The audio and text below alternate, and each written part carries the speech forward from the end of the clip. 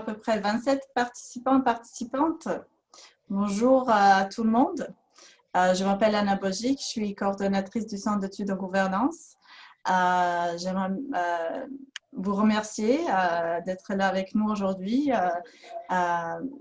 pour le webinaire du professeur Gabriel Blouin-Genet. J'aimerais vous accueillir et aussi d'abord, je vais présenter Gabriel, mais aussi je vais juste parler très brièvement du Centre d'études de gouvernance à l'Université d'Ottawa. Je sais que Sylvie m'avait demandé de présenter un petit peu parce qu'aujourd'hui, nous avons principalement beaucoup d'étudiantes et d'étudiants avec nous.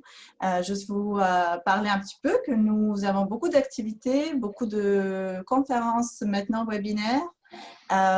Donc, il y a 8 axes de recherche. Il y a des directeurs et directrices d'axes de recherche. Donc, je vous invite de visiter notre site web Centre d'études en gouvernance et de voir, nous avons à peu près une trentaine de membres étudiants et étudiantes. Nous avons une cinquantaine aussi de chercheurs. Donc, je vous invite de vérifier, de regarder tout. Ça peut vous intéresser aussi, surtout pour les études supérieures. Donc, voici une opportunité de visiter, de découvrir toutes sortes de recherches qu'on fait sur la gouvernance. Maintenant, j'aimerais présenter Gabriel. Bonjour Gabriel, merci d'être avec nous. Gabriel Blouin-Genet, professeur adjoint à l'école de politique appliquée à l'Université de Sherbrooke. Gabriel est également membre du Centre d'études de gouvernance ici. Il fait partie de l'axe de recherche dirigé par Sylvie Pacro, l'axe de recherche gouvernance globale. Gabriel a obtenu son doctorat en 2013 ici, à l'Université d'Ottawa, en école d'études politiques. Et entre 2015 et 2018, il était aux États-Unis. Il était professeur adjoint au département de sciences politiques Virginia Tech, Virginia Polytechnic Institute and State University. Et depuis 2018, il est à l'Université de Sherbrooke. Gabriel fait de la recherche dans le domaine suivant, super intéressant pour nous aujourd'hui, politique de santé, gouvernance globale de la santé, sécurité sanitaire, enjeux de la santé, comme par exemple maladies infectieuses, inégalités, opioïdes. Et justement, il prépare un livre sur ce sujet présentement. L'organisation internationale comme l'Organisation mondiale de la santé, l'OMS, relations internationales et les droits humains. Et j'aimerais aussi souligner que Gabriel était ici à Ottawa en janvier passé avec un groupe d'étudiantes pour une présentation vraiment fascinante sur la COP25 à Madrid. Les étudiantes, le groupe, elles étaient à Madrid pour cet événement. Vraiment, elles ont partagé leur expérience avec nous et c'était très, très intéressant. C'était bien sûr, c'est la politique de changement climatique. Donc, sur ça, j'aimerais présenter et accueillir Gabriel. Bonjour.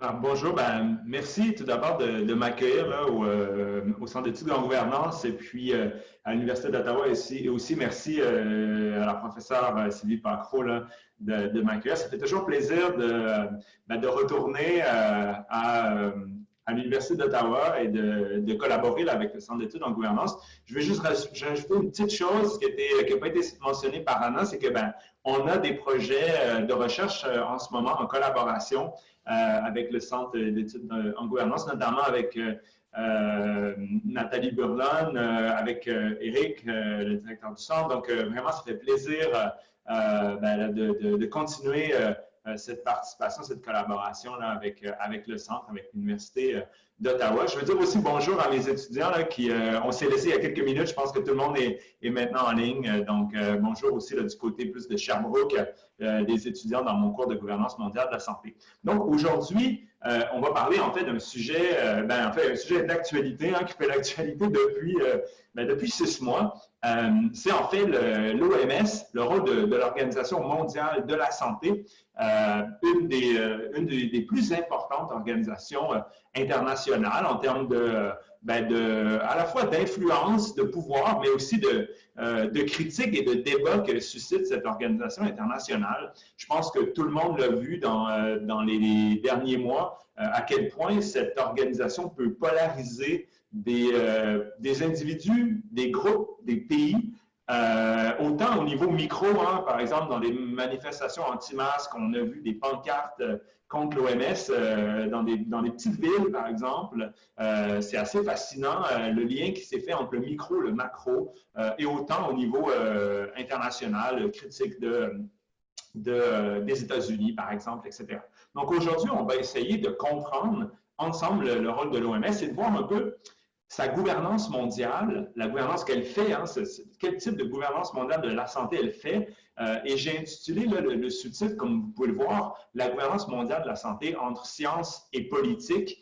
J'aurais même pu mettre un point d'interrogation, mettre d'autres choses aussi, enjeux bureaucratiques, technologie, etc. Donc, on va essayer de voir un petit peu comment fonctionne l'OMS, puis comment elle a fonctionné, comment elle a répondu à la COVID-19.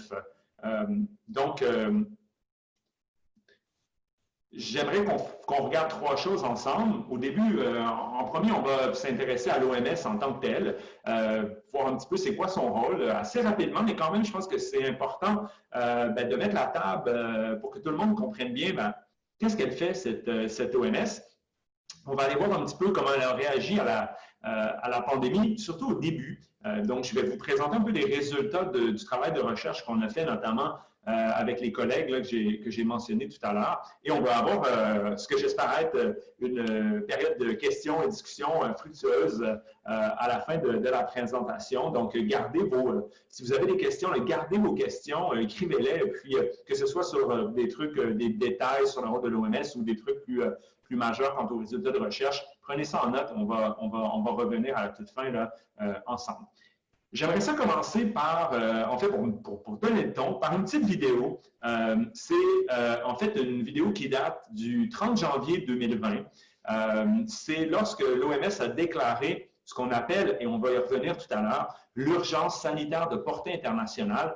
Je vous propose qu'on écoute cette vidéo. Je crois qu'elle dure 2 minutes, 1 minute 30, 2 minutes, et je vais vous présenter ensuite peut-être les éléments intéressants pour nous dans notre présentation d'aujourd'hui. Elle aura longuement mûri cette décision. L'OMS a fini par déclarer l'urgence internationale face au coronavirus chinois. La maladie s'est déjà propagée dans plus d'une dizaine de pays et l'organisation appelle désormais à une réponse internationale face au virus. La principale raison de cette déclaration n'est pas due à ce qui se passe en Chine, mais à cause de ce qu'il se passe dans d'autres pays.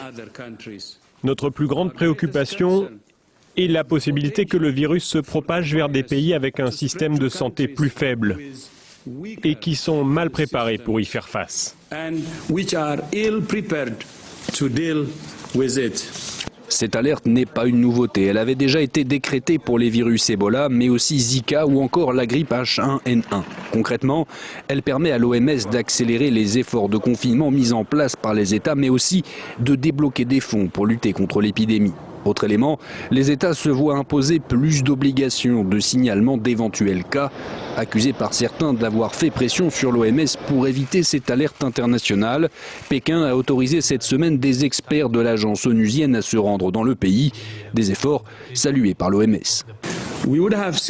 Nous aurions eu beaucoup plus de cas en dehors de la Chine à l'heure actuelle et probablement plus de morts sans les efforts du gouvernement chinois et les progrès qu'il a réalisés pour protéger son propre peuple et l'ensemble du monde.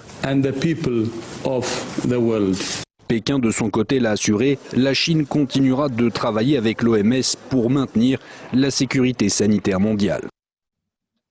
Donc, on voit bien, je pense, dans cette vidéo qui est, à mon avis, hyper intéressante. C'est une vidéo qui date, donc c'est au moment où on a déclaré cette urgence sanitaire internationale. Mais cette vidéo, elle est quand même intéressante puisqu'elle nous montre plusieurs éléments. Le premier élément, c'est que, en fait, l'OMS, elle peut déclarer ce qu'on appelle des urgences sanitaires mondiales. On va revenir tout à l'heure sur la définition exacte de ce terme, mais on voit déjà que l'OMS, elle a un pouvoir déclaratif. Et ça, c'est intéressant parce que peut-être vous avez déjà étudié les organisations internationales.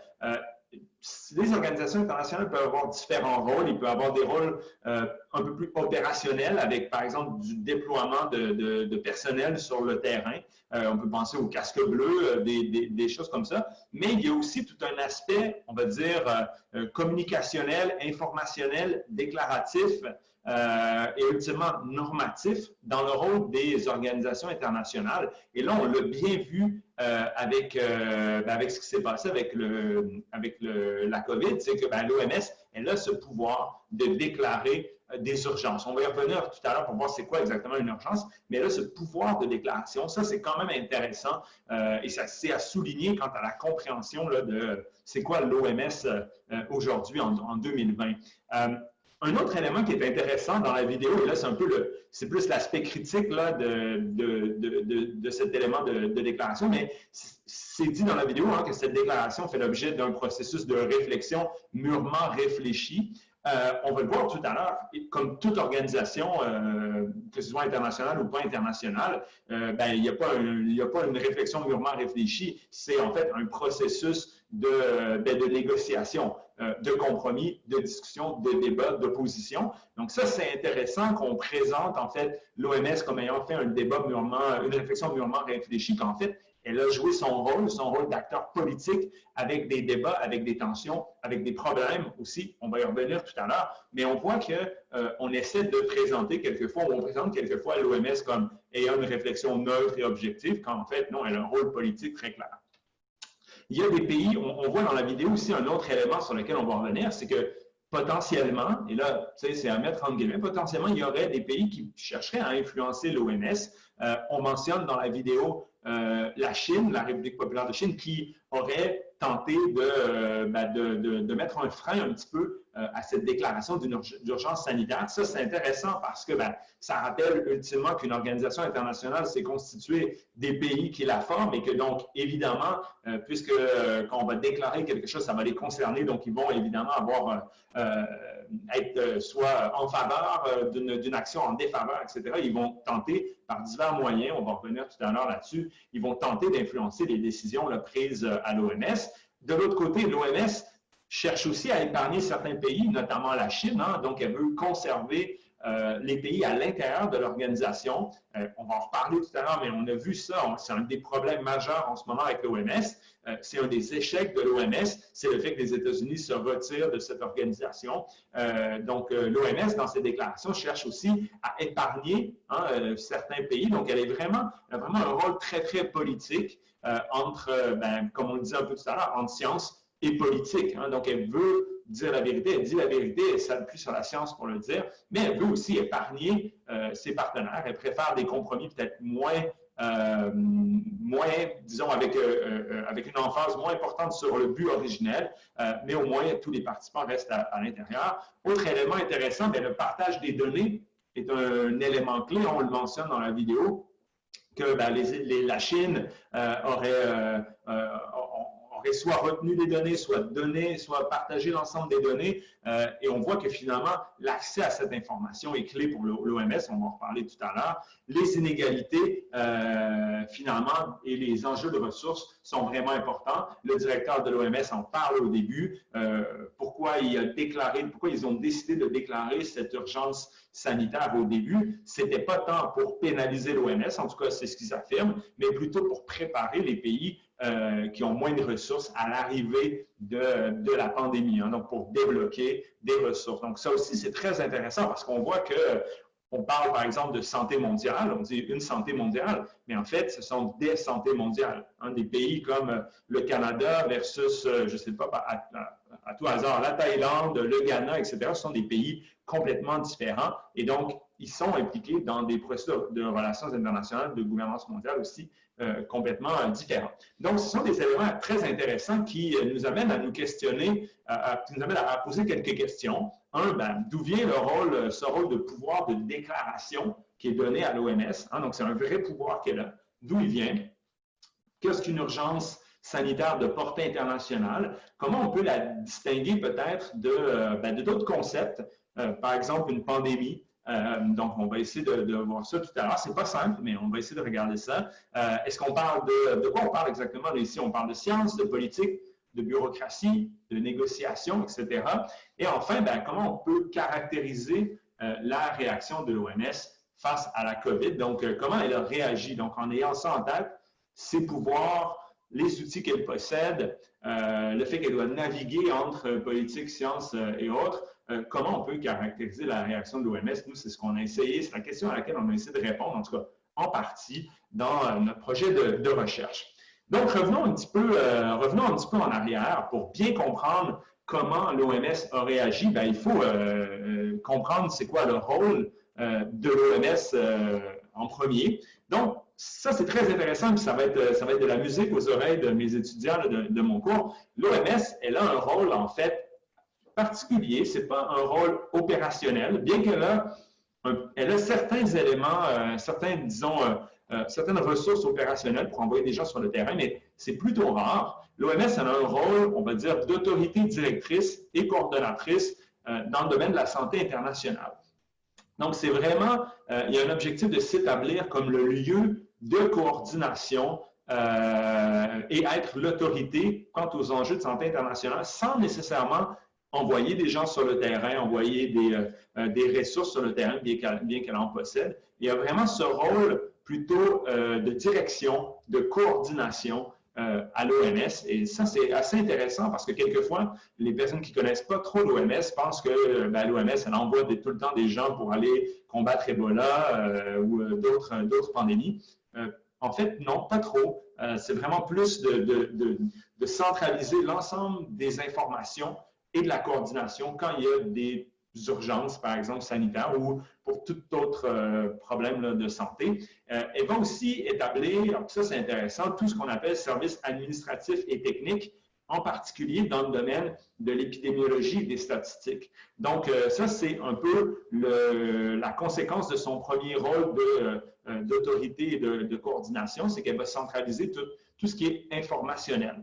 Donc, toute l'information, toutes les statistiques sur les problèmes de santé, le nombre de cas, etc. Je vais vous montrer un exemple pour la COVID tout à l'heure. Ça, c'est le rôle de l'OMS, donc être le centre, finalement, de contrôle de cette information, de contrôle des communications aussi en ce qui concerne les problèmes de santé mondiale, données statistiques, donc tous les outils plus quantitatifs. Ça fait vraiment partie du rôle de l'OMS. Elle a un troisième rôle qui est intéressant, c'est un rôle lié aux conventions, aux accords et aux règlements. Donc, ici, on fait référence plutôt au cadre réglementaire international, au droit international. Donc, elle a un pouvoir pour proposer ces outils plutôt juridiques qui vont encadrer la régulation des problèmes de santé, mais surtout, je vais en parler après, réguler les maladies infectieuses. Ça va être vraiment ce sur quoi elle va se concentrer. Et finalement, elle a un rôle qui est quand même important, qui peut paraître anodin, mais de stimuler une opinion publique éclairée. Et donc, ça peut être soit organiser des activités de transfert de connaissances à tous les niveaux, participer au grand débat, c'est beaucoup mobilisé pour la question des anti-masques, surtout les mythes entourant la COVID. Elle a même un outil qu'elle appelle Mythbusters sur son site Internet, donc, etc. Donc, il y avait vraiment un rôle vraiment en lien avec la connaissance très, très important à l'OMS. Donc ces rôles sont inscrits évidemment dans la constitution de l'organisation. Ce qui est intéressant, donc là, je vous ai présenté le rôle de l'OMS.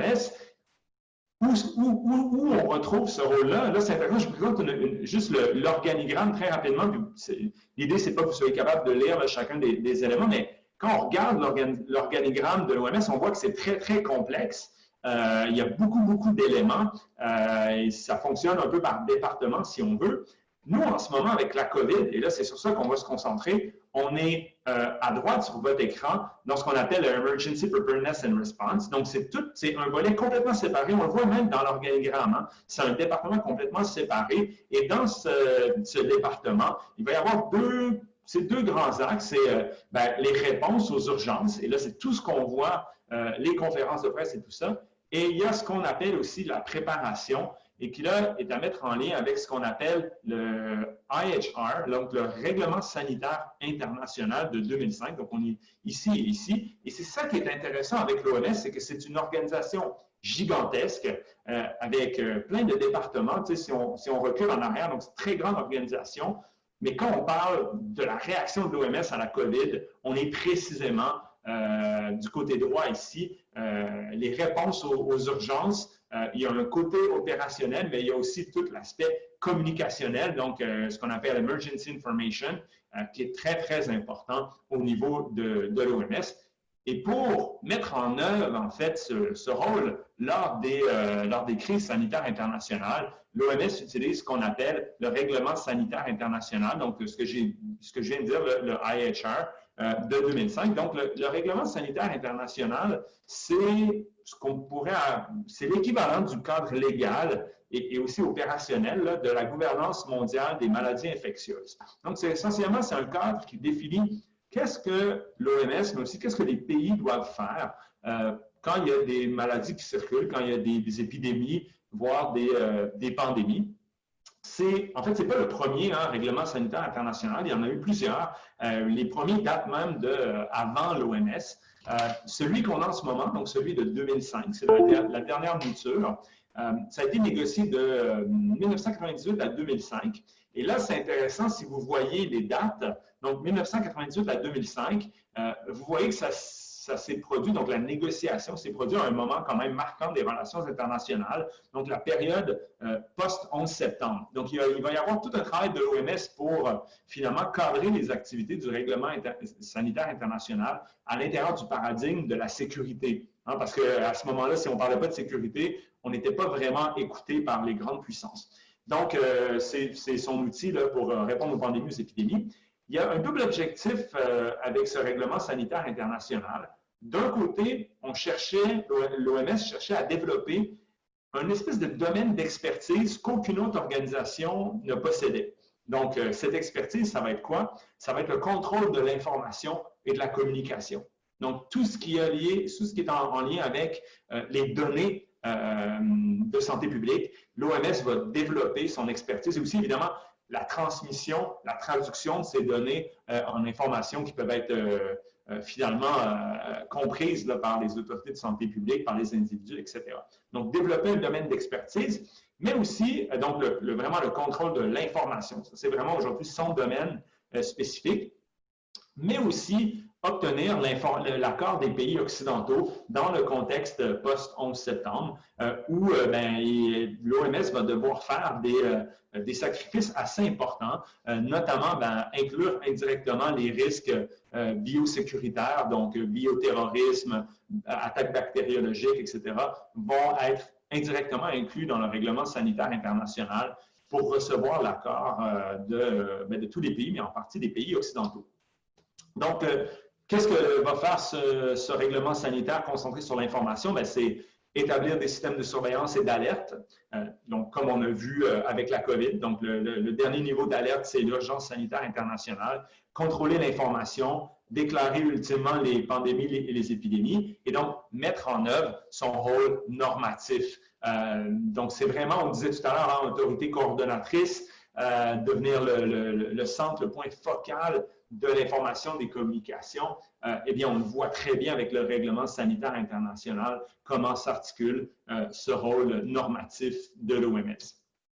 Donc, le règlement sanitaire international, il y a deux éléments qu'on va retrouver là, dans la pandémie de COVID qui sont hyper intéressants pour nous. Le premier, on le retrouve dans l'article 2 de cet équivalent de traité là, international, qui est que, on mentionne que l'objectif du règlement sanitaire international, c'est de prévenir, protéger, maîtriser la lutte contre les propagations, etc., en évitant toute ingérence inutile dans les voyages et dans les échanges internationaux. Et ça, c'est hyper intéressant parce que l'OMS, évidemment, l'OMS veut atteindre un meilleur état de santé pour tout le monde, etc., on est tous d'accord, mais elle veut faire ça en évitant toute ingérence dans les mouvements de population, donc les voyages au niveau international et dans les échanges commerciaux. Ça, c'est essentiel pour comprendre comment l'OMS réagit quand il y a des pandémies comme la COVID. Et c'est pour ça que l'OMS ne voulait vraiment pas recommander de ne pas voyager, elle ne voulait pas recommander de fermer les frontières parce qu'à l'intérieur du règlement sanitaire international, l'objectif, c'est d'éviter toute ingérence inutile dans les déplacements internationaux, dans les échanges internationaux. Donc, il y a une emphase sur le commerce qui est là depuis longtemps à l'OMS et qu'on retrouve et qui a été très, très présente durant la COVID. Deuxième élément qu'on retrouve dans ce règlement, c'est la notion ou le concept d'urgence de santé publique de portée internationale. Donc, la fameuse déclaration dont on a vu le directeur général de l'OMS dans la vidéo. Donc, cette déclaration de l'urgence, elle est définie dans le règlement sanitaire international et ça vaut vraiment la peine, avant d'aller voir vraiment qu'est-ce que l'OMS a fait au début de la COVID, de regarder c'est quoi la définition.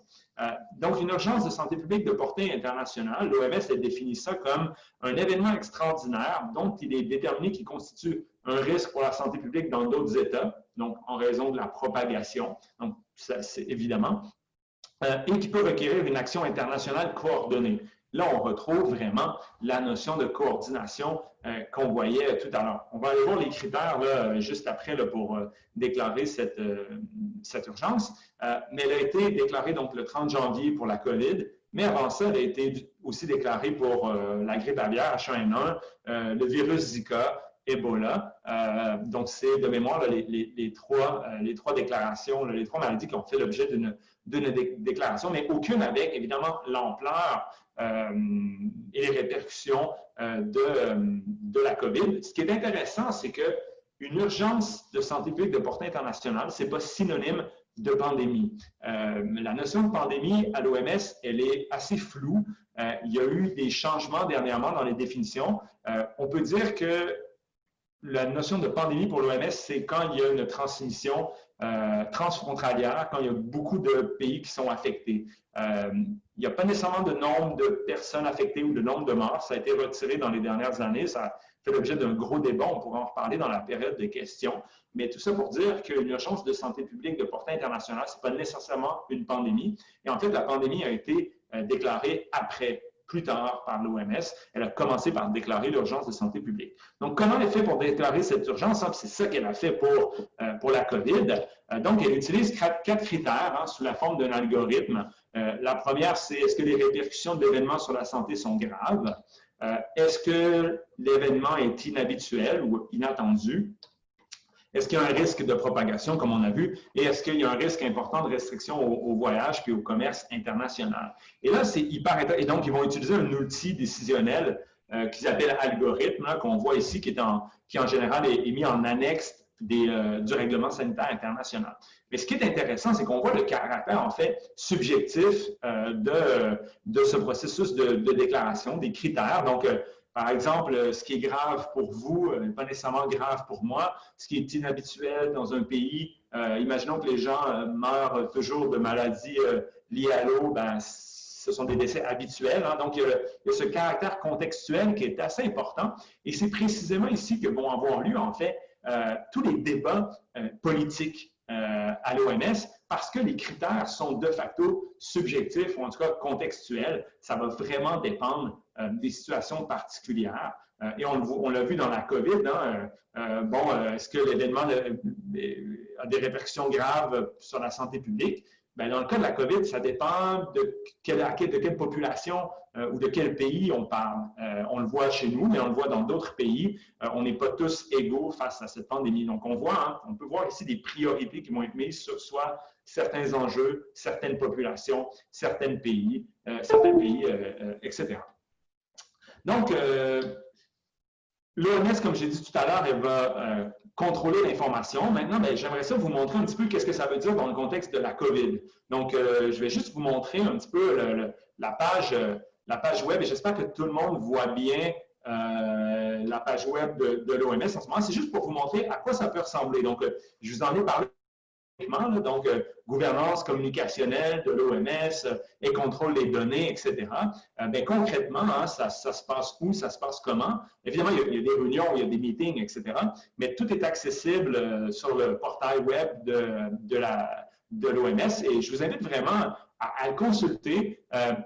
consultez-le pour les données, mais consultez-le aussi pour comprendre comment fonctionne l'activité de l'OMS. Donc, vous avez accès ici à toute une série d'informations, que ce soit des conseils au public, des aspects plus techniques, des questions, des réponses, les conseils pour les voyageurs, ce qu'on appelle les situation reports, on va en reparler tout à l'heure, les ressources pour les médias, etc., les conférences de presse que vous voyez ici qui sont présentées en direct, mais auxquelles on peut avoir accès. Là, vous pouvez retrouver toutes les conférences de presse ici. Si jamais vous avez un peu de temps libre, vous pouvez aller écouter ça, c'est très palpitant.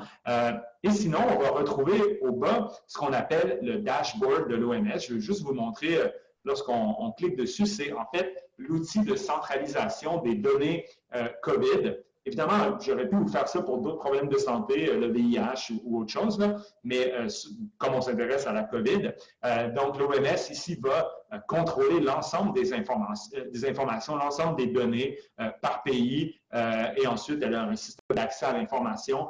On peut télécharger toutes les données. Donc, c'est quand même très intéressant pour avoir accès aux données, mais surtout pour comprendre comment s'articule ce rôle normatif, ce rôle de promotion, de contrôle de l'information à l'OMS. Donc, c'est ce qui caractérise ce qu'on appelle la gouvernance communicationnelle, la gouvernance informationnelle de l'OMS, centrée sur, en fait, ce rôle de contrôle de l'information qu'on va maintenant regarder ensemble. Donc, nous, ce qu'on a fait dans le cadre de notre projet de recherche, et on s'est posé la question suivante, comment s'est fait la réponse de l'OMS durant la pandémie de COVID-19? Donc, quelle a été la réaction? Donc, on a fait une étude de cette réponse informationnelle, de cette réponse communicationnelle de l'OMS. Donc, on a analysé toutes les communications, toutes les recommandations, tous les rapports, toutes les conférences de presse, tous les médias sociaux, les posts sur les médias sociaux, etc., qui ont été publiés par l'OMS du début de la pandémie. Donc, on l'a fixé au 31 décembre, donc le moment où on l'a su par après, là, mais le moment où on a obtenu les premiers cas, jusqu'au 31 janvier, donc le moment où on a en fait déclaré l'urgence sanitaire de portée internationale. Donc, ultimement, des premiers cas jusqu'à cette déclaration. Et on voulait comprendre ce pouvoir normatif de l'OMS. C'était précisément notre objectif. Donc, ce qu'on a fait, on a regardé tout un ensemble de données. On a compilé tout un ensemble de données. Donc, on a compilé ce qu'on appelle les Disease Outbreak News. Ça, c'est un outil que possède l'OMS lorsqu'il y a des événements, des pandémies, ce qu'ils appellent des outbreaks. Ils publient cette information. On a les rapports de situation de l'OMS, donc on en a analysé 11. On a analysé tous les médias sociaux, toutes les déclarations publiques de l'OMS, toutes les recommandations de l'OMS également, et aussi un outil de communication du risque qu'on appelle EpiWin, qui est un outil qu'utilise l'OMS pour dire le risque, il est comment? Est-ce qu'il est modéré, élevé, grave, etc. Donc, on a utilisé aussi toute cette information, je crois. Et on a aussi inclus tous les autres outils qui avaient été publiés durant cette période, donc toutes des cours en ligne pour savoir comment détecter les cas, les procédures, ce que je vous parlais tout à l'heure, les Mythbusters, etc. Donc, vous voyez un petit peu l'ampleur du travail qu'on a fait. On a essayé vraiment de comprendre la stratégie informationnelle, la stratégie communicationnelle de l'OMS pour essayer de voir comment ils ont répondu. Essentiellement, nous, c'est ça qui nous a intéressés, comment ils ont répondu à la pandémie au début, parce qu'on voulait mettre cette réaction en parallèle ultimement des critiques qui ont été adressées à l'OMS. Je vais y revenir là, un petit peu plus tard. Donc, ce qu'on a fait avec tout ça, on a établi une chronologie. Je vais essayer de vous la montrer. Je ne sais pas si ça va fonctionner, mais on a établi une chronologie. Je pense que vous allez pouvoir peut-être la voir. Malheureusement, je crois que vous ne la voyez pas parce que les documents sont en ligne, mais ultimement, on a établi une chronologie de tous ces événements, de toutes ces actions au niveau informationnel, au niveau communicationnel faites par l'OMS. C'est dommage qu'on ne puisse pas voir la chronologie parce que vous auriez vu en fait l'immensité du travail qu'on a fait. Donc, on a tout classé par couleur les types d'actions faites par l'OMS pour en tirer quelques conclusions, quelques observations sur lesquelles je vais vous parler à partir de maintenant. Donc, essentiellement, notre conclusion générale, je pense que vous ne serez pas surpris, c'était que la stratégie d'information, de contrôle des communications était finalement très ambiguë, très confuse. Je pense que tout le monde a un peu ressenti indirectement, si vous êtes tenu un petit peu au courant de la pandémie, du rôle de l'OMS. Mais nous, on a fait 7 grandes observations. Donc, la première observation, c'est que ça, moi, personnellement, ça m'a surpris, c'est que l'OMS a démontré une très grande préférence pour les réseaux sociaux, et en particulier le Twitter, pour communiquer avec d'un côté, les autorités de santé publique, mais aussi avec les individus durant la pandémie. Et ça, c'est intéressant. Peut-être que les plus jeunes ici ne sont pas surpris, mais moi, ça m'a surpris parce que, en fait, l'OMS, elle informe, avec les outils, elle informe les autorités de santé publique. Évidemment, ce n'est pas tout le monde qui a accès aux médias sociaux. Il y a des pays où les médias sociaux ne sont pas accessibles. Ce n'est pas tout le monde qui a des technologies ou ce n'est pas tout le monde qui a envie peut-être d'avoir des médias sociaux, mais ils ont utilisé dans les premiers jours, en particulier, là, les réseaux sociaux et Twitter pour communiquer l'information.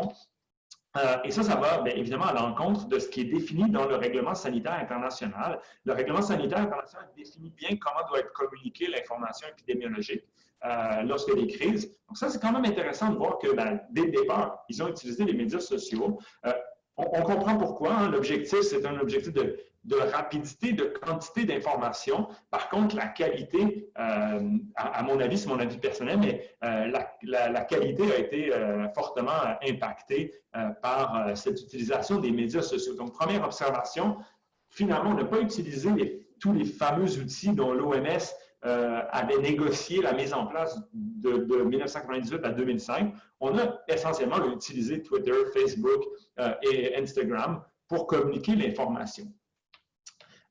Deuxième observation, il y a eu une forme de lenteur au début, en particulier de la pandémie. Donc, les premiers cas sont arrivés le 31 décembre et ils ont été divulgués le 4 janvier. Donc, ça a pris un gros 4 jours pour communiquer les premiers cas de COVID, qui était à l'époque une pneumonie de cause inconnue. Ce qui est intéressant ici, c'est que 4 jours, ça peut avoir l'air de ne pas être très long. Mais là, on parle de, tu sais, c'était les premiers cas dans la ville chinoise de Wuhan.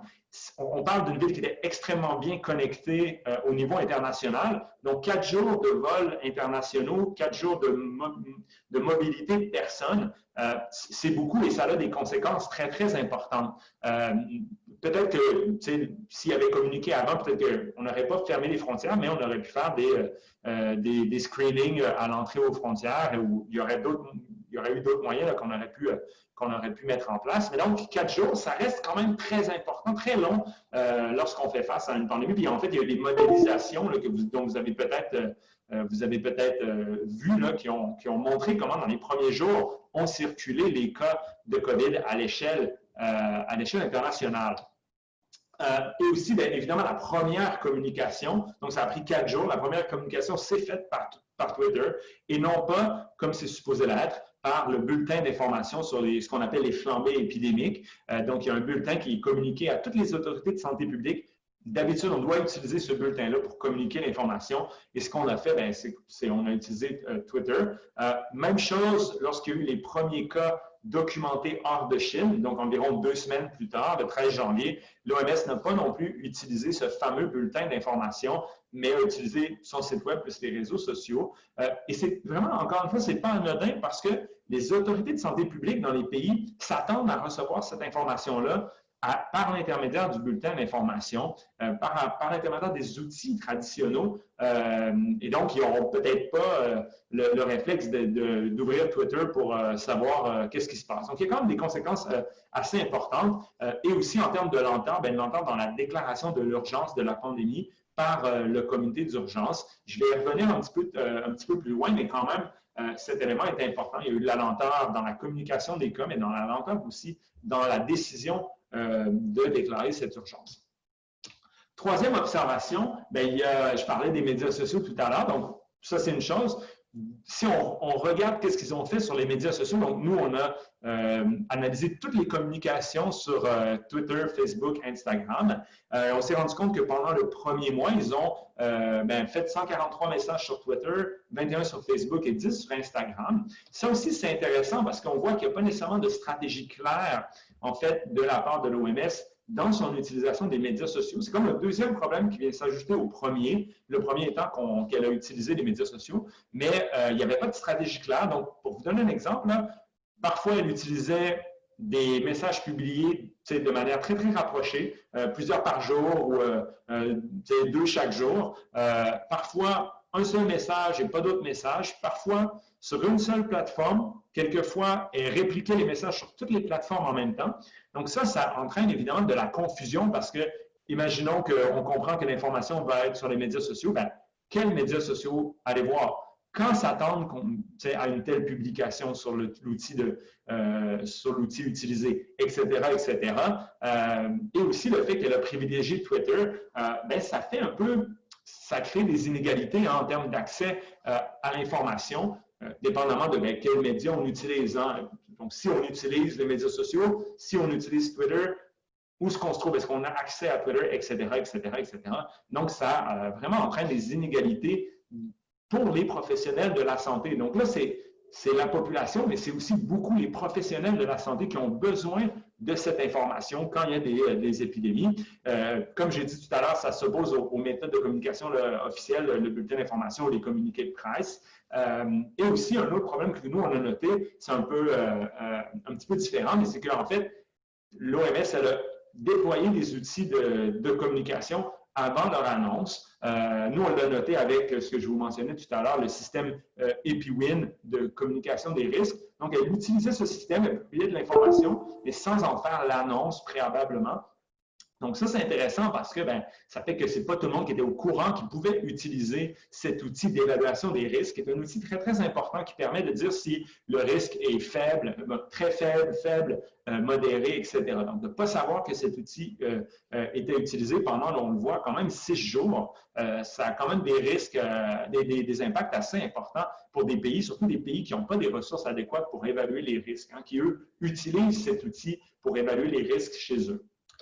Quatrième observation, donc je vais peut-être aller un petit peu plus rapidement là, pour rester dans les temps. Il y avait une confusion assez importante dans les termes et les recommandations qui étaient utilisées par l'OMS. Notamment, ils utilisaient plein de termes et de concepts, comme par exemple évaluation des risques, recommandation des voyages ou aux voyageurs, recommandation régionale versus mondiale, sans jamais définir en fait ces termes-là. Et ça, c'est vraiment intéressant. Donc, par exemple, l'évaluation des risques, les critères pour évaluer les risques, donc modérés, faibles, etc., n'ont jamais été communiqués. Nous, on a écrit à l'OMS à plusieurs reprises pour leur dire c'est quoi les critères que vous utilisez pour votre outil d'évaluation des risques. Ils n'ont jamais voulu nous les partager. Et ça, c'est quand même un problème parce qu'on est en droit de connaître les critères utilisés pour communiquer le risque, pour évaluer le risque. Et ça pose évidemment là, des questions très, très importantes sur qu'est-ce qui était recommandé exactement, puisqu'il y avait de la confusion dans les termes utilisés. Est-ce qu'on parlait seulement à la Chine? Est-ce qu'on parlait à toute la planète, à d'autres pays en particulier? Donc, il y a vraiment des problèmes au niveau des termes qui étaient utilisés.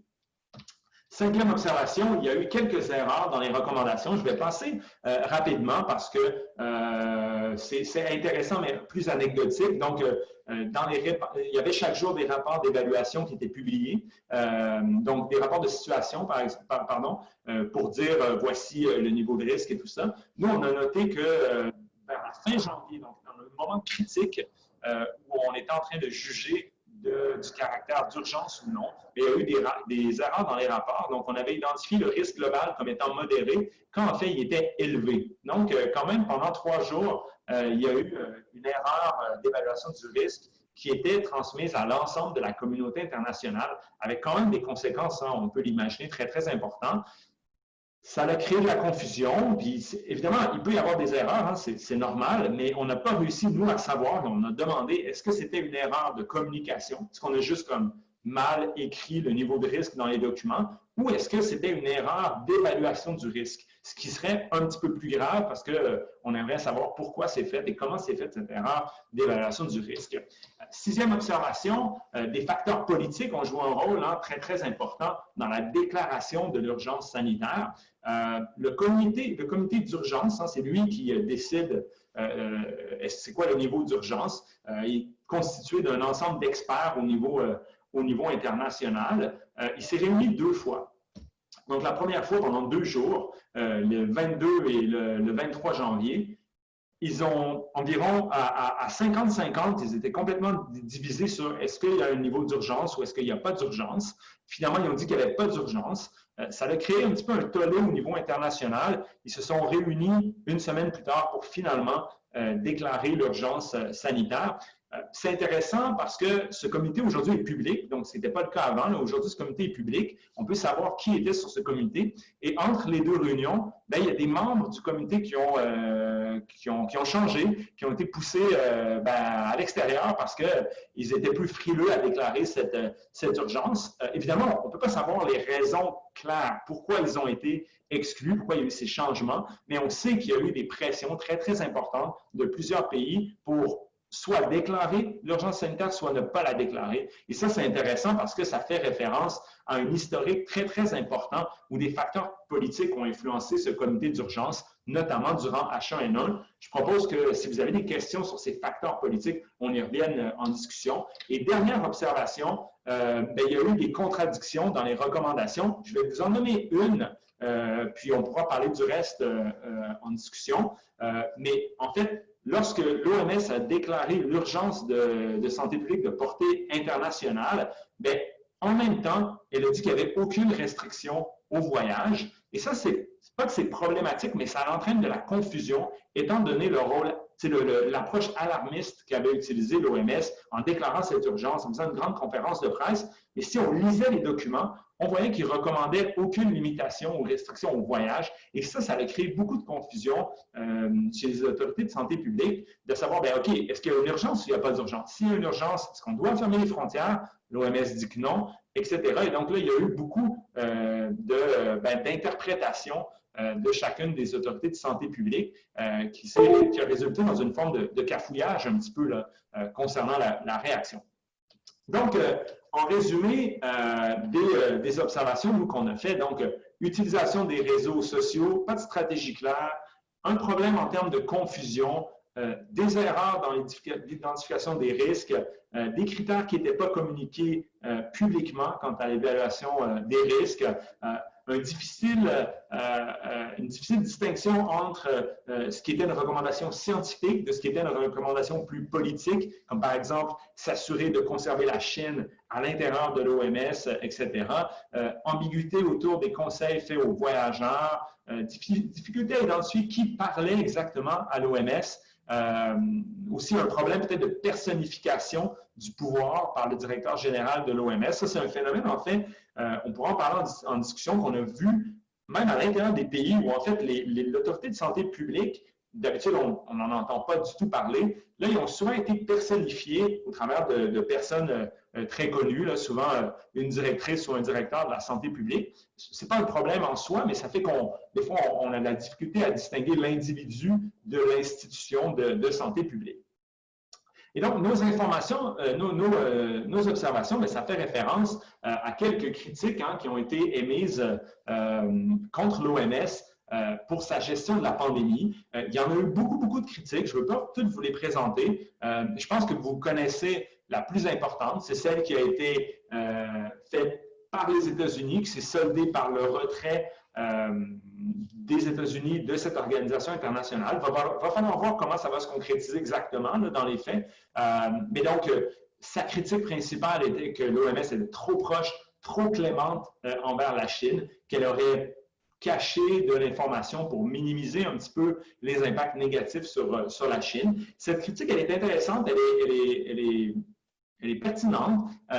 Par contre, il ne faut pas oublier que, comme on l'a dit au début de la présentation, l'OMS a aussi un rôle politique et son objectif premier, c'est de conserver quand même tout le monde à l'intérieur du mécanisme de gouvernance. Donc, le pire qui peut arriver pour l'OMS, c'est de perdre des joueurs, comme c'est arrivé avec les États-Unis.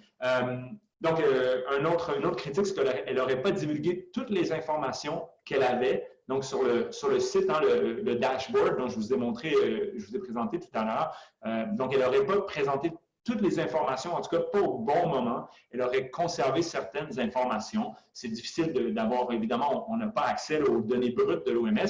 C'est une accusation qui a été faite. Il y a eu des désaccords très, très importants aussi sur la fermeture des frontières. Ça a un lien avec l'OMS, mais aussi beaucoup avec les autorités de santé publique au niveau national. Les aspects politiques dans la déclaration d'urgence, essentiellement, il y a eu deux camps. Il y a eu ceux qui disaient que l'OMS a pris trop de temps. On peut penser ici à des pays avec peut-être des infrastructures de santé un peu plus faibles, qui pour eux, l'urgence, c'était important qu'elle soit déclarée tôt pour qu'ils puissent avoir accès à des ressources, à des mécanismes de contrôle, etc. Et de l'autre côté, ceux qui étaient moins cléments, qui avaient des systèmes de santé plus, disons, plus solides et qui ne voulaient pas qu'il y ait une fermeture des frontières avec tous les aspects économiques. Et évidemment, il y a eu une autre critique là, dans laquelle on ne va pas rentrer, mais sur la prise de position de l'OMS face à Taïwan. Là, c'est en lien avec la Chine.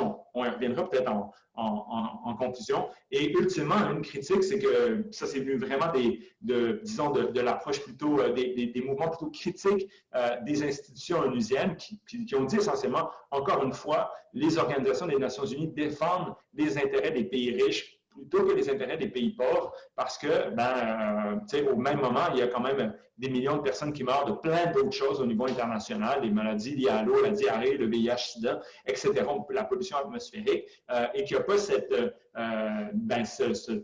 entrain de l'organisation internationale pour les aider quand c'est eux qui sont touchés par des problèmes. Donc, en conclusion, et là, ensuite, je vais vous laisser la parole pour vos questions. Moi, la question qui m'intéresse, c'est de savoir quel avenir pour l'OMS. Puis j'ai envie de vous dire peut-être une chose. Évidemment, le travail qu'a fait l'OMS, c'est un travail quand même très difficile. Communiquer les risques, c'est difficile, c'est risqué. Ça vient avec un prix très élevé. Donc, c'est très facile de critiquer l'OMS.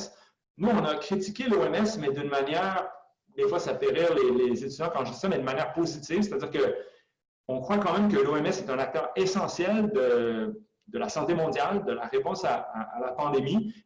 On ne veut pas moins d'OMS, comme l'ont dit certains. Je ne nommerai pas les présidents de certains pays.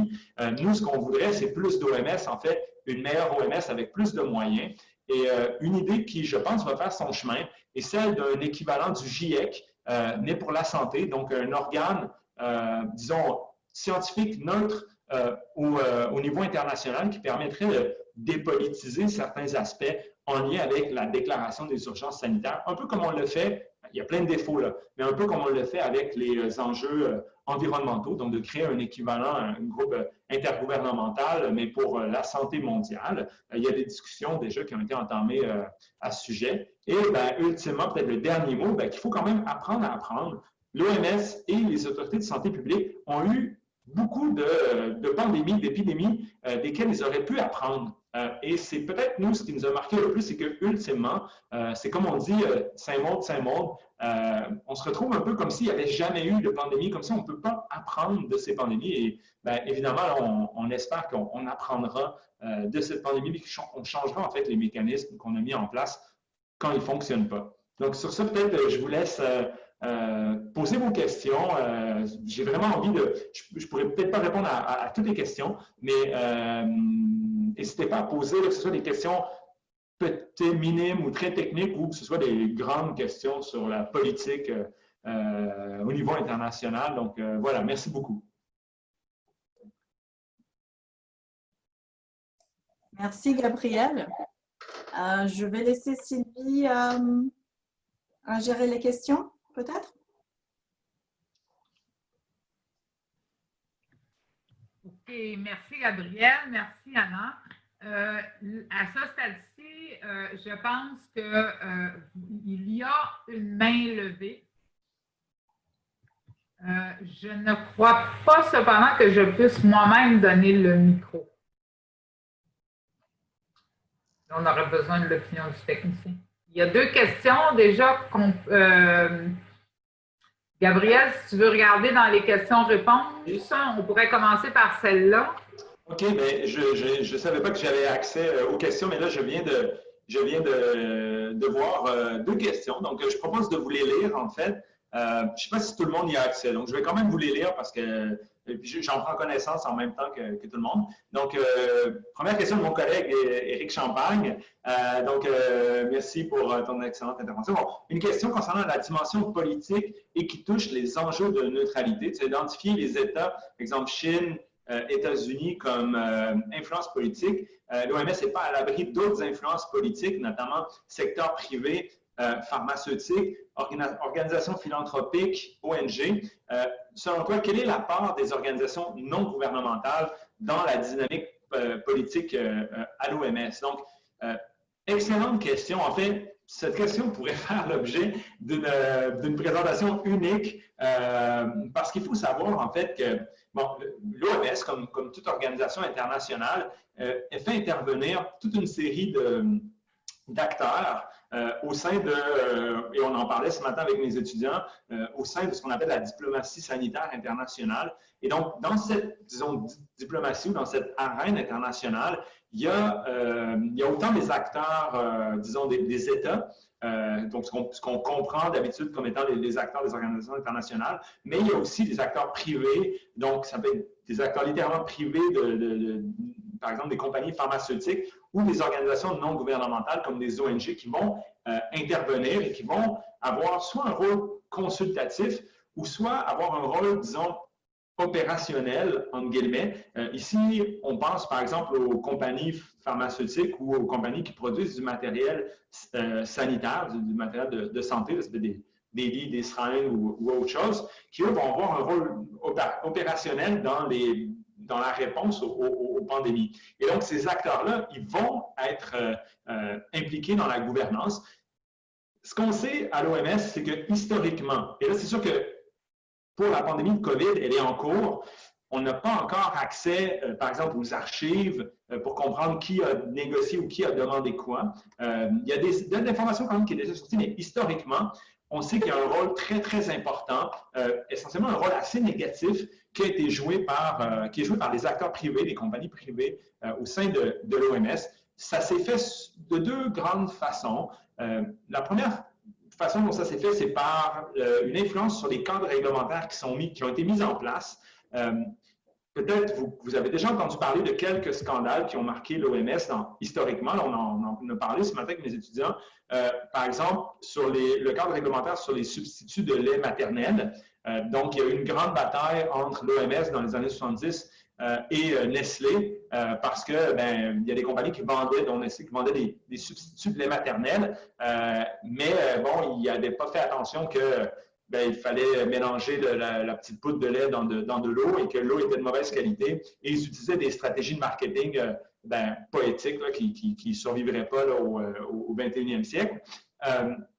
Et il y a eu une bataille très, très féroce à l'OMS.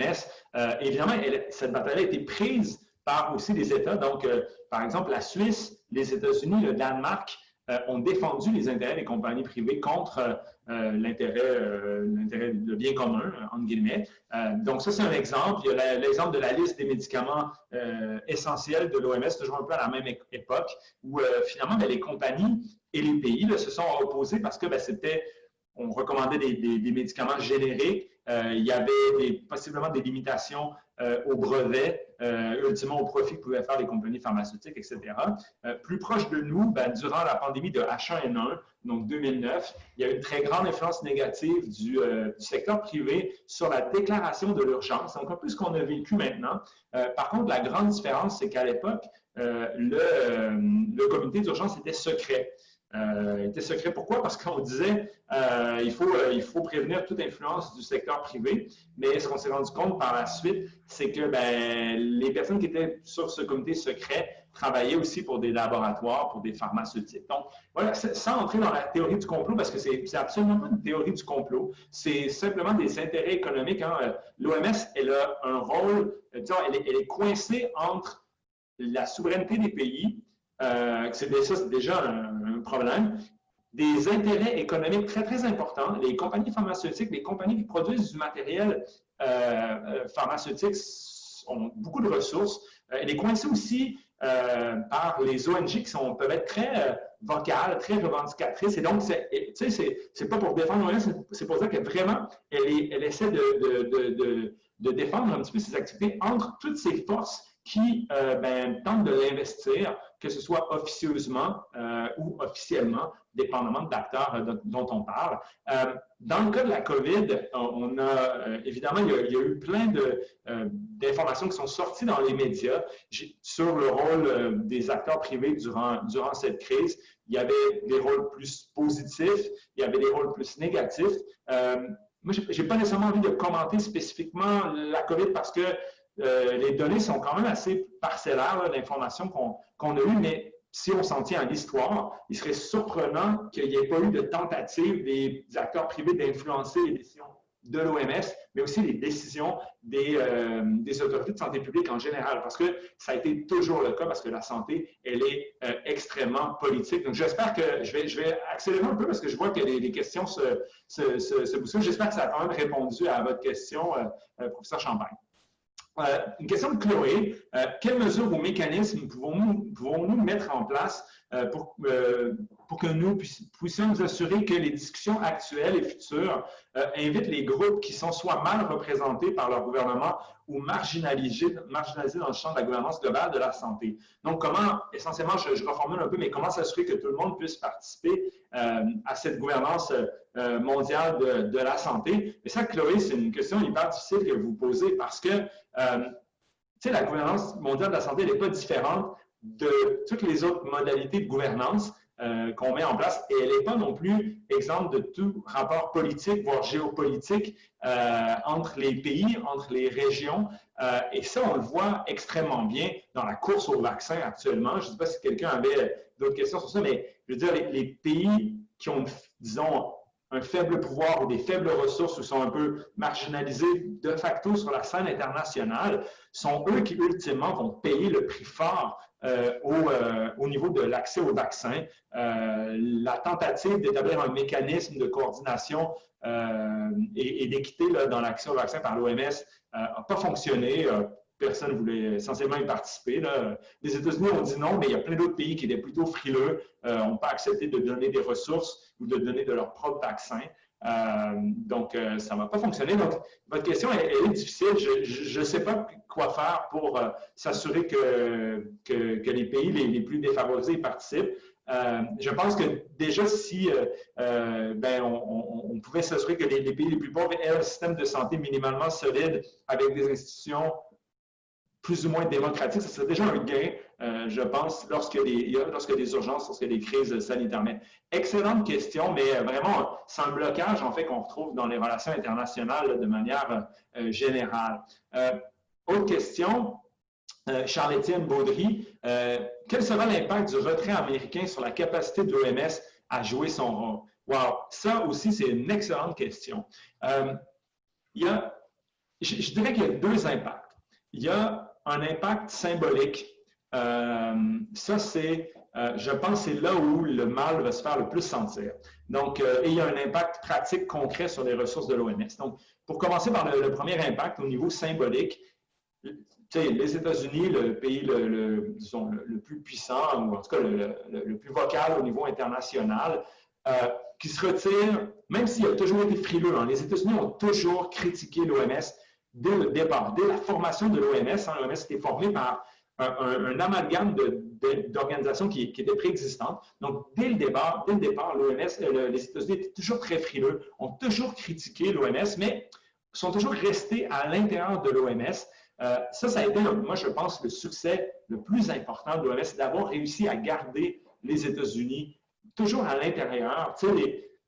Imaginons qu'on se met à la place de l'OMS. Les États-Unis, c'est un peu l'ennemi qu'on veut garder le plus près de nous possible.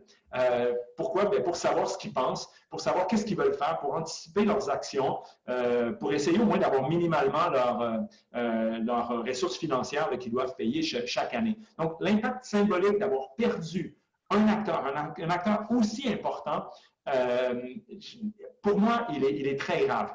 C'est un impact symbolique sur la crédibilité de l'OMS. C'est un échec de l'OMS d'avoir pas su garder ce pays-là. Historiquement, ils avaient toujours réussi à faire des compromis. Puis ça, on peut se plaindre, on peut critiquer les compromis, mais tout le monde était resté, sauf historiquement, une fois l'URSS s'était soustrait. Mais donc, il y a un impact symbolique très élevé. Je pense que Sylvie veut intervenir. Oui, je voudrais simplement souligner, ou en tout cas rajouter, que tu rajoutes dans ton intervention à ce sujet-là, je dirais élargir le contexte parce qu'on sait aussi que c'est la première fois que le Conseil de sécurité n'arrive pas à adopter une résolution en contexte d'urgence sanitaire depuis la naissance de l'ONU. Donc, est-ce que le problème il est à l'OMS? C'est un problème grave, là, ce que j'entends que tu dis, mais est-ce que c'est le problème de l'OMS ou c'est le problème de la diplomatie internationale? Exactement, c'est ça, c'est comme on disait avec la question de Chloé, exactement, c'est un problème qui dépasse finalement l'OMS. Puis c'est pour ça que l'aspect symbolique, je pense, du retrait des États-Unis est assez grave, parce que là, c'est vraiment la crédibilité finalement du système. On va voir hein, avec les élections américaines qui arrivent à grands pas et tout ça, là. Mais voilà, l'impact symbolique et l'autre impact, qui est l'impact, disons, concret, là, pratique, technique. Donc, les États-Unis sont une ressource très, très importante en termes financiers pour l'OMS. Ça dépend des années, mais on tourne autour de 15% du budget. Je pense que cet impact-là va être moins important qu'anticipé pour plusieurs raisons. Il y a déjà beaucoup de pays qui ont dit, ou d'organismes philanthropiques, avec tous les problèmes là, qui viennent avec, mais qui ont dit qu'ils allaient combler soit une partie, soit la totalité du budget manquant. C'est en négociation à voir, mais ça ne sera pas comme il y avait eu lorsque les États-Unis s'étaient retirés de l'UNESCO. Ils avaient simplement tiré le rideau, ils avaient fermé les portes parce qu'il n'y avait plus rien. Là, je pense que ce ne sera pas aussi grave. Et évidemment, l'OMS aurait bien gardé les sous des États-Unis, mais de toute façon, les États-Unis payaient tout le temps en retard leur contribution à l'OMS ou au système des Nations Unies. Ils ont des arriérés de plusieurs dizaines de millions de dollars. Je n'ai pas vu là, les derniers chiffres. Mais donc, un impact symbolique très grave, un impact concret sur notamment sa capacité à obtenir de l'information, à analyser l'information en temps réel sur l'emploi de son personnel, sur peut-être les missions sur le terrain qui vont se faire ressentir. C'est sûr qu'ils risquent de couper dans des maladies, pour des problèmes de santé qui n'avaient déjà pas beaucoup de ressources. Donc ça, il faudra voir un petit peu plus tard comment ça va se concrétiser. Prochaine question, Rabi Agi. Donc, la crise de COVID-19 a démontré que la gouvernance internationale de la santé souffre de l'absence de mécanismes formels permettant la participation et l'inclusion des populations.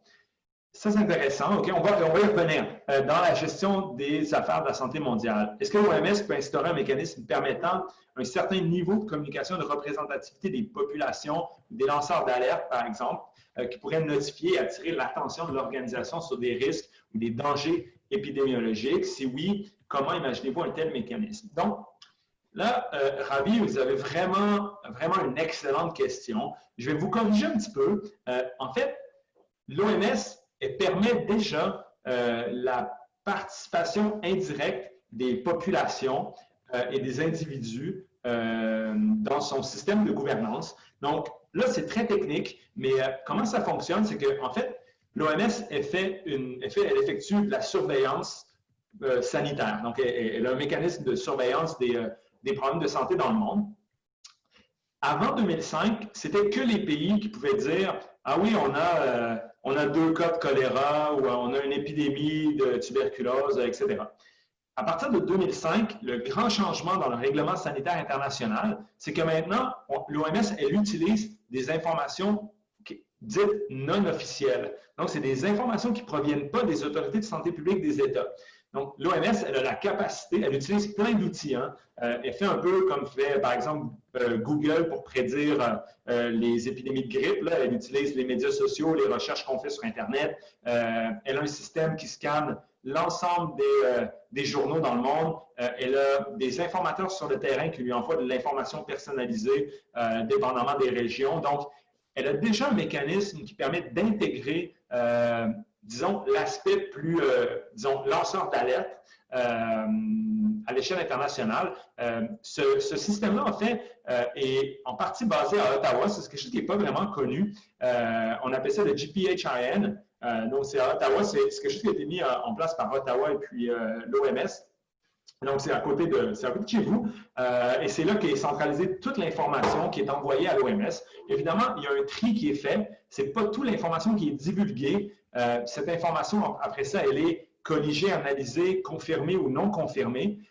Mais c'est ce qu'on appelle la gouvernance, disons, communicationnelle, mais non officielle. Et l'OMS est très, très bonne pour analyser les informations non officielles, les individus qui communiquent avec eux, les autorités de santé publique, etc., etc. Donc, c'était juste pour vous corriger un petit peu. Donc, il existe des mécanismes indirects de participation, mais évidemment, là, on ne parle pas de l'Agora et de l'Assemblée où les gens peuvent aller s'exprimer à l'OMS. Donc, l'OMS, elle a les mêmes problèmes que les autres organisations internationales, c'est-à-dire que les citoyens ils n'ont soit pas accès ou soit très peu accès. Pour l'heure, il n'y a pas de mécanisme, disons, plus formel que la possibilité de communiquer de l'information à l'OMS. Ça existe déjà, cette information elle est analysée. Évidemment, nous, on ne peut pas savoir hein, quel triage ils font. Donc, on a essayé d'avoir accès à ces informations-là. C'est secret, on ne peut pas y avoir accès. Donc, vous pourriez peut-être critiquer cet aspect-là.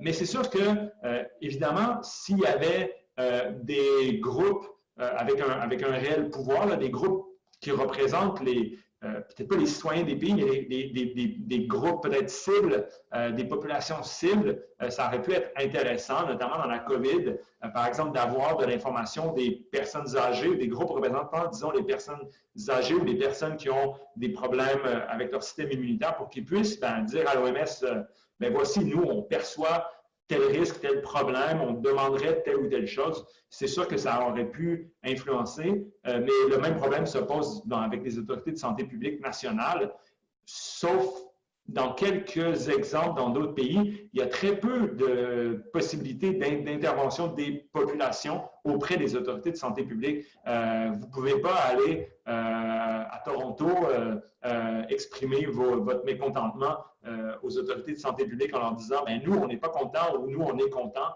Donc, l'OMS a un peu le même problème. Et c'est un problème, de manière générale, de la gouvernance mondiale, qui n'est pas une démocratie. Il n'y a pas de système, ce n'est pas un parlement mondial. L'OMS, comme l'ONU, c'est un espace dans lequel les États votent et décident. Et c'est non démocratique et non représentatif. Ça, c'est sans aucun doute. Mais merci pour votre question. Je me dépêche un peu. Andrés, étudiant que je connais, hein, qui est rendu à Ottawa.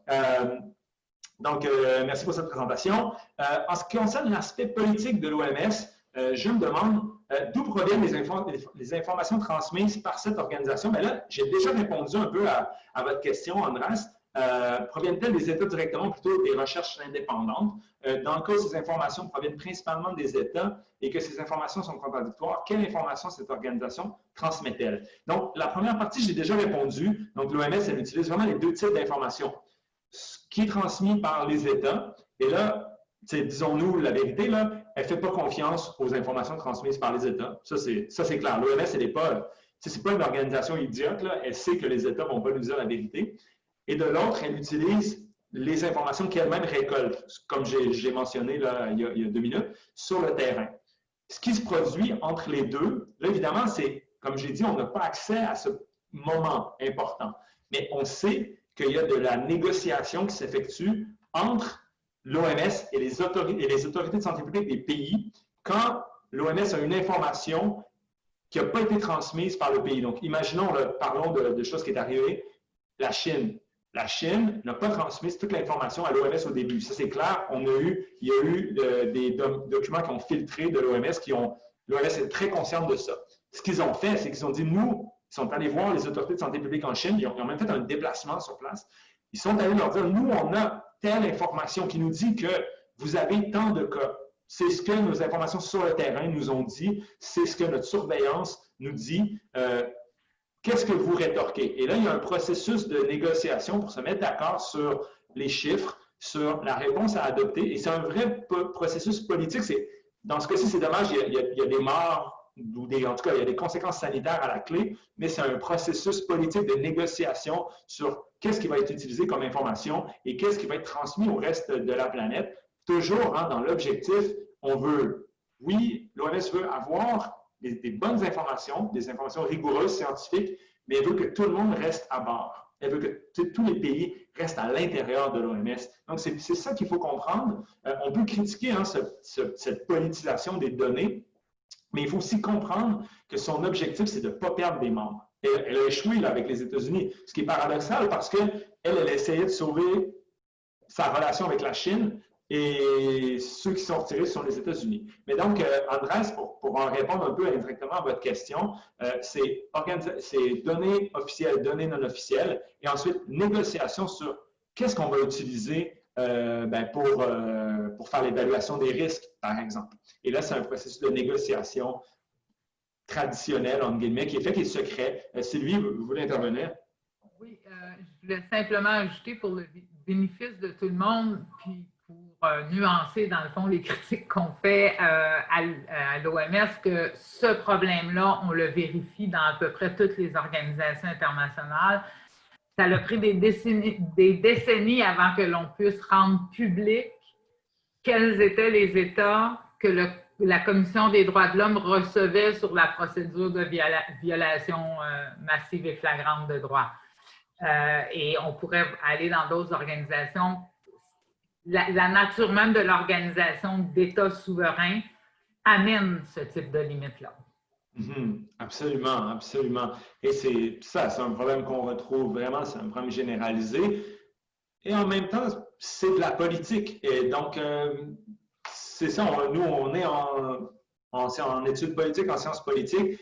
C'est pas pour défendre ce processus-là, mais c'est ce qui se produit. Voilà, on négocie sur des gens qui meurent, sur des maladies.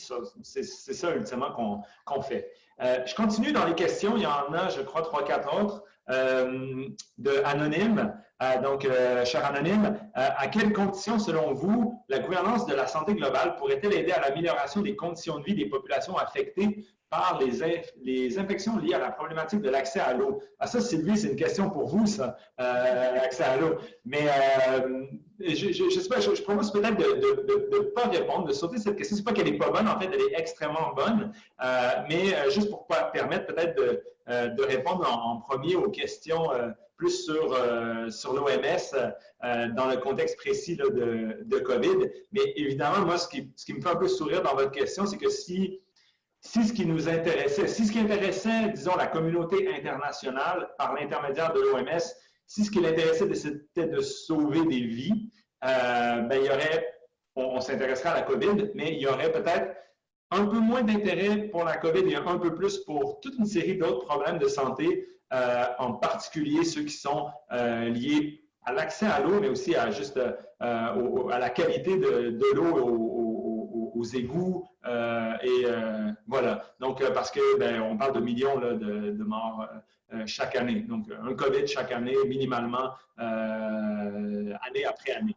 Mais donc, je propose qu'on saute peut-être cette question.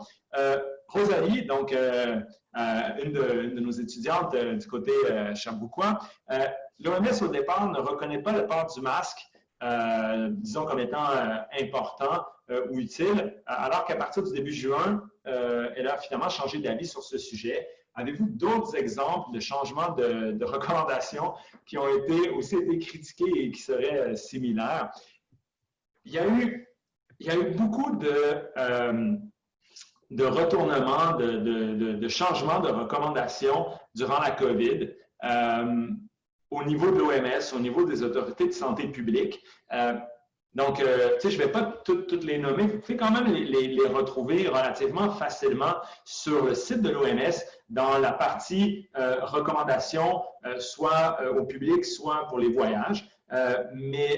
Donc, les grandes choses qui ont fait débat, la première, c'était est-ce que c'est une urgence? Donc, ça, il y a eu beaucoup de débats. Elle a changé d'avis, techniquement, sur ce critère d'urgence. La première réunion, 22-23, on fait un petit ménage dans le comité de l'urgence et ensuite, 30 janvier, on déclare l'urgence. Les masques, c'est très intéressant aussi ce qui s'est produit avec les masques. Il y a plusieurs raisons qui expliquent ce changement de position de l'OMS.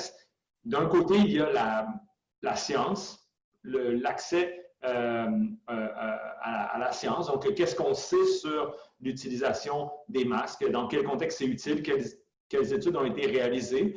Ce débat-là n'est pas, c'est pas un débat qui est clos. C'est un débat qui est quand même encore en cours parce que l'utilisation du masque, c'est un sujet complexe. Est-ce qu'on l'utilise en milieu hospitalier? Est-ce qu'on l'utilise à l'extérieur? Est-ce qu'on l'utilise à l'intérieur? Est-ce qu'on sait comment l'utiliser? Donc, c'est un débat qui n'est pas terminé. Mais non, elle a changé d'avis parce que la science aussi a bougé un petit peu. Elle a changé d'avis aussi pour des raisons très matérielles, comme les autorités de santé publique dans les pays, par exemple au Canada, c'est que tout simplement, au début, il n'y avait pas de masque. C'est aussi simple que ça, c'est qu'on savait qu'on ne pouvait pas recommander quelque chose qui n'allait pas pouvoir être utilisé. Il n'y en avait pas de masque, il n'y en avait pas assez, il n'y en avait pas pour tout le monde. C'est ça qui est intéressant, c'est qu'on a vu un retournement. Il y a toute la question de la chloroquine qui a suscité un grand débat à l'OMS. Donc, sur est-ce que ça fonctionne, est-ce que ça ne fonctionne pas. Même la question des vaccins, donc est-ce qu'on doit tout miser sur les vaccins? Ça fait l'objet de débats très importants à l'OMS. L'OMS a changé d'avis sur cette question. L'OMS a toujours été, évidemment, elle est pro-vaccin, comme tout le monde doit l'être, mais elle a toujours dit le vaccin, c'est qu'un seul élément de la réponse qu'on doit avoir à la COVID. Puis, quand la COVID va être finie, il va y avoir quelque chose d'autre, puis on ne pourra pas toujours tout miser sur « OK, on va trouver un vaccin ». La solution ne peut pas être le vaccin. C'est les mots de l'OMS. Vous retrouvez ça mot pour mot sur le site de l'OMS. Mais ce qui est intéressant, c'est qu'on a quand même observé un changement de ton quant à ça qui est venu, en fait, on imagine peut-être un petit peu d'influence de certains pays qui voulaient miser beaucoup sur les vaccins, peut-être d'une influence du secteur pharmaceutique qui persuadait que le vaccin est la solution. Et ça fait référence au débat qui a toujours eu cours à l'OMS entre une médecine plus centrée sur le social, donc le contexte, le milieu de vie. Donc, qu'est-ce qu'on doit faire pour être en santé? Est-ce que c'est un médicament qu'on a besoin ou c'est améliorer le contexte? Donc, en ce qui concerne la COVID, les débats, c'était est-ce qu'on veut un vaccin ou oui, on veut un vaccin, mais on veut surtout protéger les plus vulnérables, avoir des infrastructures de santé en bon état, avoir une cohérence dans nos recommandations politiques. Donc, il y a ces débats-là qui ont toujours cours à l'OMS. Donc, changement de position parce que, voilà, les forces en présence changent, la science change, les facteurs matériels changent aussi. Et évidemment, il y a des questions plus individuelles. Le directeur de l'OMS veut rester en poste, les personnes qui ont des positions d'autorité à l'OMS veulent rester en poste. Donc, il y a tout ce facteur plus individuel qui joue quand même, comme on le voit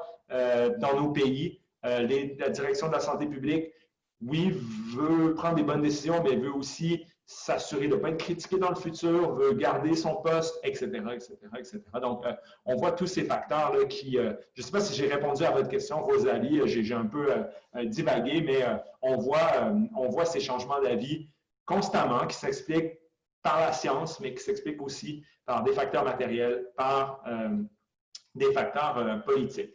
Je continue. Il y a au moins 3 autres questions. Je ne sais pas si je vais être capable de tout faire. Après celle-là, on arrête. OK, bon, Carolina, dernière question. Je lis la question. Le dicton dit qui trop embrasse mal étreint. Est-ce que toutes les maladresses de l'OMS dans sa gestion et communication initiale pour déclarer la pandémie de COVID-19, est-ce que c'est un symptôme de son mandat trop global au carrefour de plusieurs intérêts politico-économiques? Donc là, c'est une citation que vous avez, je ne sais pas si c'est qui vous citez, moi ou quelqu'un d'autre. Et donc, sont-elles des fortes raisons pour régionaliser ou départementaliser l'OMS pour qu'elle puisse mieux travailler au cas par cas dans chaque enjeu de santé, y compris les pandémies? Donc là, c'est une question vraiment large que vous avez, qui est par rapport au mandat très large de l'OMS. Donc, c'est vrai que l'OMS a un mandat très large, donc assurer un meilleur état de santé physique à l'ensemble de la planète. En même temps, comme c'est une organisation qui n'a pas beaucoup de ressources, hein, on parle ça dépend des années, 5-6 milliards de dollars américains. Donc, là, pour la planète, là, donc, tu dis, le budget d'un grand hôpital, là, essentiellement, là, en fait, et là, son rôle est assez limité. Comme on l'a vu tout à l'heure, c'est vraiment beaucoup au niveau normatif, donc les cadres réglementaires, l'information, la communication. Puis sa structure par région. Donc l'OMS, c'est un bon point, j'en ai pas parlé, mais c'est une organisation régionalisée. Donc il y a des OMS par région. Et là, c'est vraiment plus pour les facteurs opérationnels et pour la connaissance du terrain. Donc l'objectif, c'est vraiment pour... comme on disait tout à l'heure, il y a des santé mondiale. La régionalisation vient en partie de cette volonté de comprendre les facteurs régionaux, mais aussi vient de l'histoire où les États-Unis, encore une fois, eux, se sont toujours opposés à laisser partir leur propre bureau régional. Donc, dès le départ, les États-Unis voulaient garder ce qu'on appelle le PAO, puis le Pan American Health Organization à Washington. Et donc, après, ils ont été obligés d'en faire une par région. Donc, voilà un peu ce qui clôt ma présentation. Merci. Désolé de ne pas avoir pu répondre aux questions de Laurence, Charles-Olivier, etc. Donc, je suis désolé. Mais voilà, je vous remercie tout le monde d'avoir assisté à ma conférence. Merci, Gabriel. Merci tout le monde. Étant donné qu'on a un soutien technique pour ces webinaires, on peut difficilement faire comme on fait en classe et déborder sans faire attention à l'heure. Donc, c'est pour ça qu'on s'excuse pour les dernières questions. Par contre, on en a le texte, donc on pourra y revenir en classe, soit de mon côté, soit du côté de Gabriel. Pour clore cette activité, vous rappeler que la semaine prochaine, déjà, vous aurez un autre intervenant qui, lui, provient de l'Organisation internationale du travail. Donc, on vient de vous le dire, l'OMS, ce n'est qu'une parmi d'autres des grandes organisations internationales. Vous avez vu un peu le type de questions que ça pose dans son travail. L'OIT a aussi été interpellée par la crise du COVID et est considérée par les spécialistes comme une des organisations internationales qui a été la plus active pour essayer effectivement de coordonner l'action dans son domaine. Donc, on verra avec M. Pease la semaine prochaine comment tout ça s'est déroulé. Merci encore, professeur Blouin-Genet. Merci beaucoup, Anna, et merci au Centre d'études sur la gouvernance. Merci à tout le monde. Merci, Gabriel. Au revoir. Au revoir.